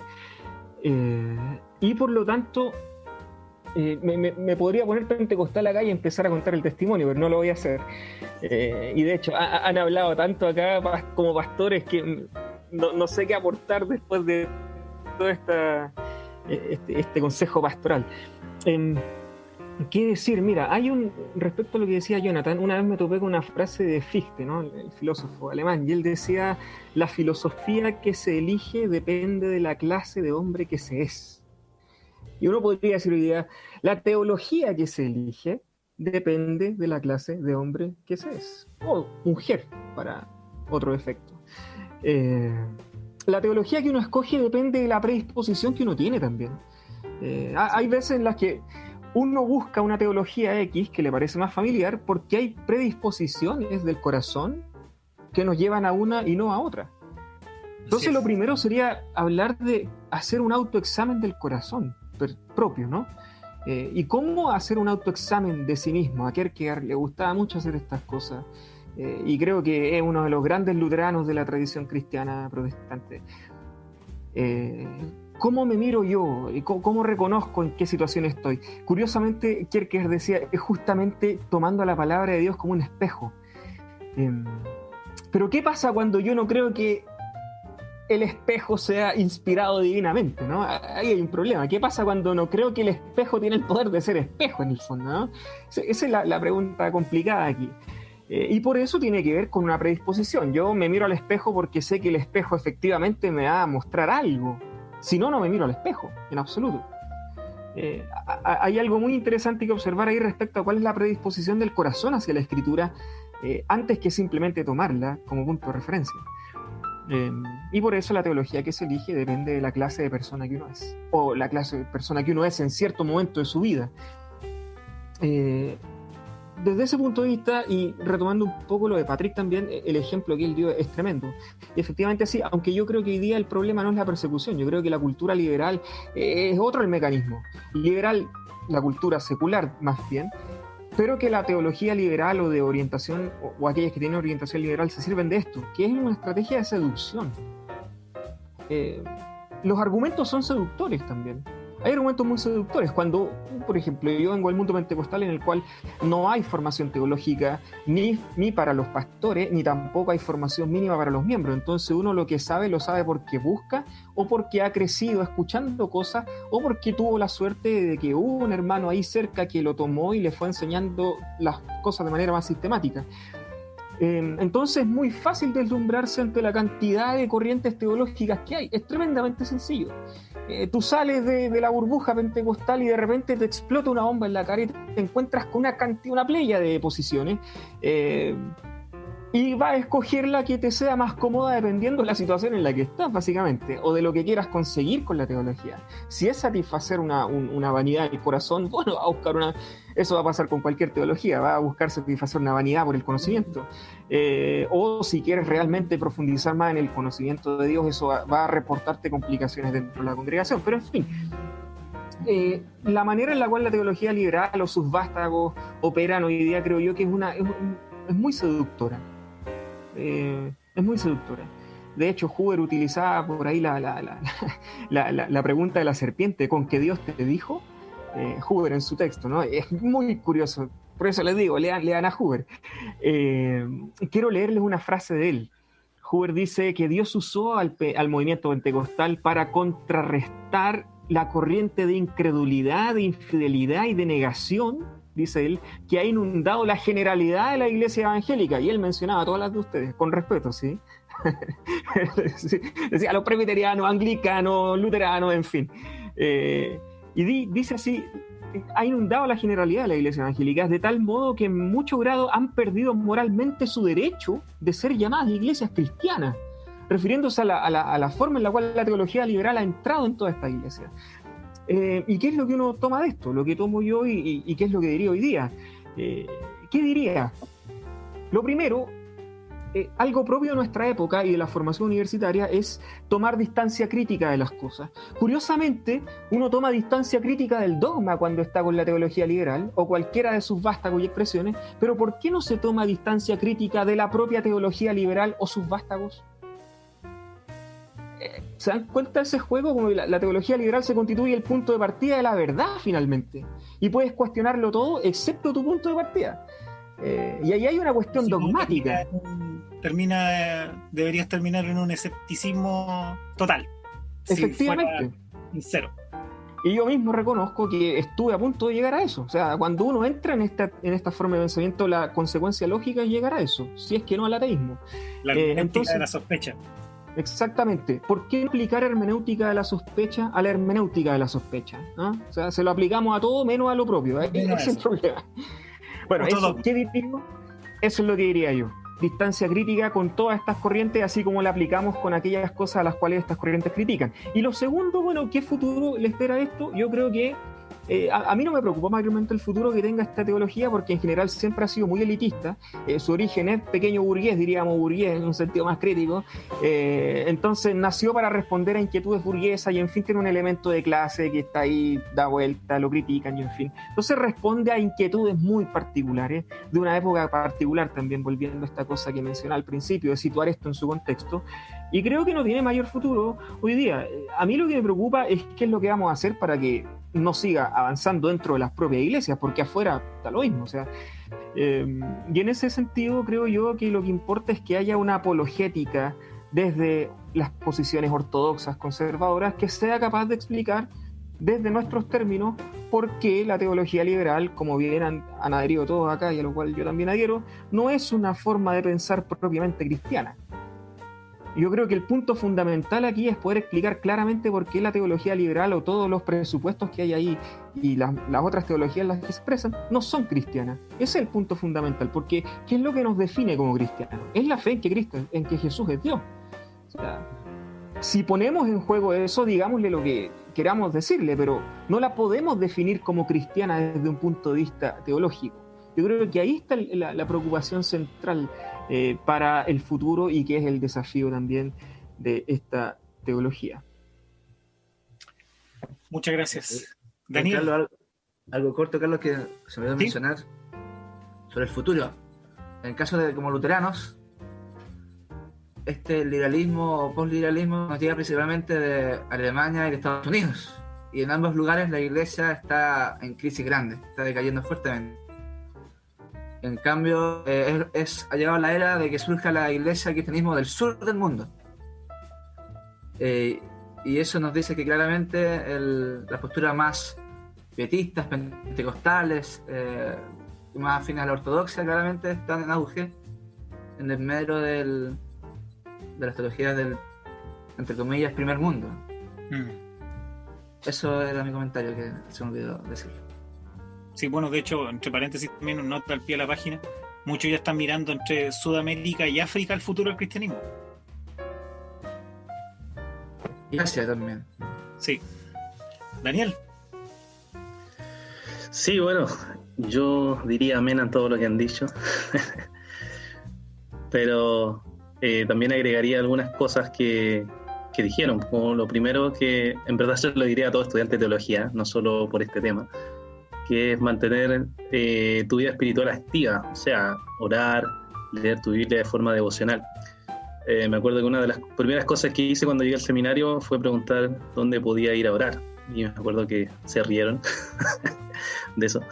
Pero sinceramente creo que lo que me mantuvo lejos fue obviamente que creía que la Biblia era la palabra de Dios y que busqué dependencia de Dios, dependencia del Señor en oración constante para mantenerme estudiando los textos y todo, pero sin aceptar, digamos, el presupuesto de que la Biblia no es la palabra de Dios. Entonces creo que eso es muy importante, mantener tu vida espiritual activa. Lo segundo, yo creo que le diría que busque hermanos maduros que le acompañen en el proceso de los estudios. Alguien con quien orar de vez en cuando, idealmente que pueda hablar de las materias, de las teorías que escuchan, idealmente que sean pastores, para que lo acompañen en el proceso, porque igual es un proceso que el ídolo del corazón, ¿cierto? El corazón que, como muchos decían, es seductora de la teología liberal, porque te dice que está permitida muchas cosas que nosotros decimos claramente porque la Escritura lo dice que es pecado.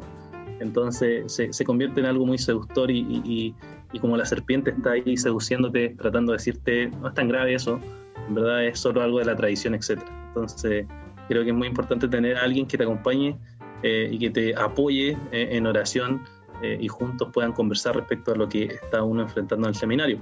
También le diría lo mismo que dijo Luis, y creo que por ahí Max o Jonathan, que uno tiene que analizar críticamente, o sea, tomar distancia, no solo tragarse todas las teorías, sino que tiene que ser capaz de analizar críticamente lo que uno está leyendo.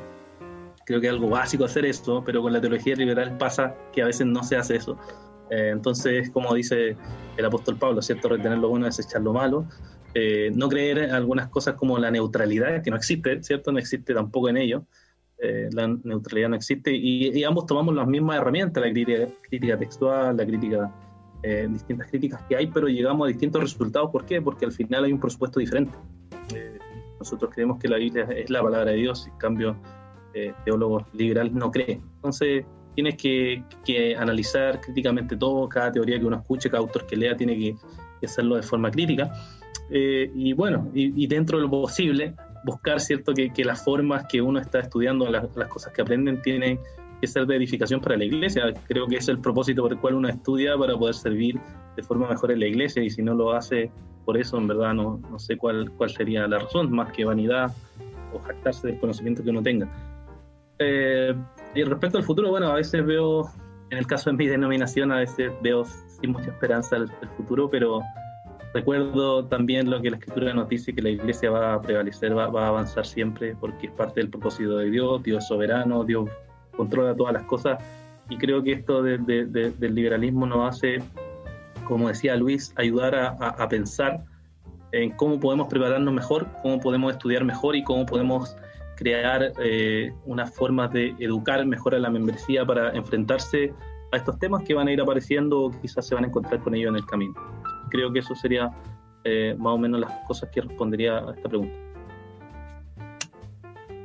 Franquito. Bien, pues ha sido una experiencia religiosa, iba a decir, pero... Franco, disculpa que te... Jonathan. Solamente es muy cortito, solamente por lo que dijo Pato, que yo quisiera reafirmarlo con una experiencia real. Abraham Kuyper fue un pastor reformado holandés que era totalmente liberal, fue formado en una escuela teológica liberal. Él dice incluso que él aplaudió de pie una de las conferencias en su facultad de teología donde se negaba la resurrección de Cristo. Y él, siendo pastor en una pequeña capilla rural reformada en Holanda, sus miembros eran miembros creyentes, temerosos de Dios, familias de oración, que leían la Escritura todos los días, leían el Catecismo de Heidelberg, y su iglesia oraba por él, porque lo encontraban que era una persona amable, gentil, a pesar de que no había conocido verdaderamente el poder del Evangelio aún. Imagínense, la iglesia oraba por el pastor para que se convirtiera. Y él dice que efectivamente fue en ese contexto donde él conoció al Señor y su corazón fue convertido a él. Y desde entonces se transformó en un paladín, en un luchador por las verdades del cristianismo, no solamente a nivel de la iglesia, de la teología, sino también a nivel de la sociedad, de la cultura. Llegó hasta ser primer ministro de Holanda, ¿cierto? Creo yo que hay experiencias como esta. Entonces creo que es muy bueno lo que dice Pato, lo tomo totalmente, porque creo que no hay que perder de vista esto. Amemos nuestra iglesia, amemos incluso a aquellos que tienen una pésima teología, pero justamente a ellos amémoslos más. y oremos por ellos, oremos porque el Señor puede producir grandes cosas, no es una utopía, ha ocurrido en la historia, y ¿por qué no puede ocurrir nuevamente si el Señor es el mismo ayer, hoy y siempre? Amén. Sí, efectivamente, vemos ahí que el mismo Pablo aconseja a Timoteo, ¿cierto? Que sus debates, sus discusiones siempre tengan el propósito de que el otro pueda arrepentirse y experimentar la gracia del Señor, y eso solamente lo puede motivar el amor. Así que tremendo episodio, estamos muy contentos de haber conversado esto y nada, esperamos que pueda servirles para que puedan reflexionar sobre este tema que quizá a muchos de ustedes les ha tocado vivir de cerca, o incluso han vivido episodios, como también Luis decía, de ciertos cuestionamientos, de ciertas experiencias con preguntas que surgen ahí y que son atractivas en ciertas circunstancias de nuestras vidas. Así que recordemos que la Biblia nos enseña que hacemos todo para la gloria de Dios, y si no estamos conociendo o si no estamos aceptando las doctrinas para la gloria de Dios, estamos en un problema, en un problema serio, ¿cierto? Necesitamos frenar y poder arrepentirnos y reconocer que Dios tiene que ser el centro de nuestra vida. Así que genial. Quiero que puedan dar una vuelta así para despedirse, para poder invitar a los hermanos a esto, a reflexionar, a meditar en las glorias del Señor, para poder también servir a su iglesia y servir al mundo, ¿cierto? Con el mensaje del Evangelio. partiendo en el mismo orden, Jonathan, Max, Patrick y así. No, nada más que añadir, solamente que Dios los bendiga y gracias por el tiempo. Muy bueno, muy interesante. Y buen grupo que se armó. Así es. Sí, yo doy las gracias, chiquillos, gracias por invitarnos y por poder aportar a la conversa. Fue muy, muy animante, muy enriquecedor. Gracias, Max. Patrick. Quiero pedirles que se olviden de todo lo que dijimos y que se recuerden de las palabras del Señor. Él es nuestro Cordero, Él ha vencido, sigámosle a Él. Así que en ese espíritu pido a Dios que los bendiga, los guarde y les dé su paz. Amén. Luis. Nada que agregar, solamente agradecer la instancia. Creo que en nuestro país se vuelve cada día más necesario generar este tipo de diálogo entre los distintos grupos evangélicos.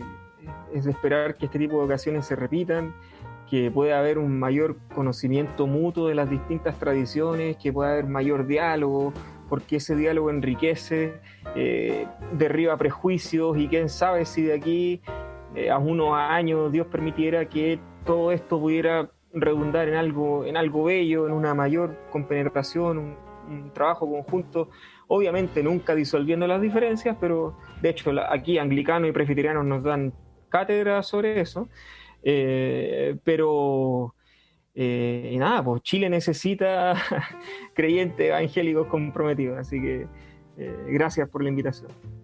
Gracias, Luis. Daniel, palabras de cierre. Bueno, gracias hermanos por asistir, somos aquí de la casa ya, así que pero están bienvenidos siempre a seguir participando en los podcasts, también a los hermanos que nos escuchan, gracias por escucharnos también y espero que haya disfrutado y haya servido todo este diálogo para entender mejor esa palabra rara, teología liberal. Así que eso nomás, gracias. Gracias. Carliños.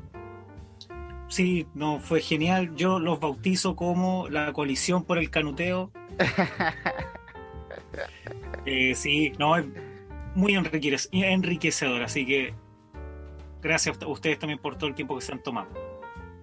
Sí, bien.